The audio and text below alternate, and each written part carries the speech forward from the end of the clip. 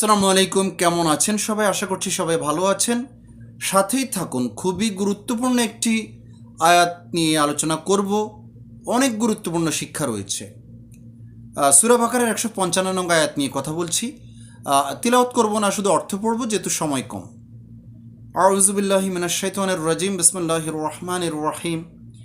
আর আমি অবশ্যই তোমাদেরকে পরীক্ষা করব কিছু ভয়, ক্ষুধা এবং জানমাল ও ফল ফলাদির স্বল্পতার মাধ্যমে, আর তুমি ধৈর্যশীলদেরকে সুসংবাদ দাও। তা আল্লাহ তাআলা এই কথা বলছেন যে তিনি আমাদেরকে পরীক্ষা করবেন। কাদেরকে? মুমিনদেরকে। কিভাবে পরীক্ষা করবেন? ভয়, ক্ষুধা এবং জানমাল ও ফল ফলাদির স্বল্পতার মাধ্যমে। জানমালের ক্ষতি হবে, হয়তো মারা যাবেন, অ্যাক্সিডেন্ট হবেন, বা আপনজন মারা যাবে, অ্যাক্সিডেন্ট হবে, ফসল নষ্ট হয়ে যাবে, এবং জীবনে আতঙ্ক আসবে, ভয় আসবে, যে কোনো কিছুর মাধ্যমে এবং অনেক কিছুই ক্ষতি হবে। এই সব কিছুই আপনার ইমানের পরীক্ষা করার জন্য, এত কিছু হারিয়ে যাওয়ার পর ইমানটা রাখতে পারেন কিনা।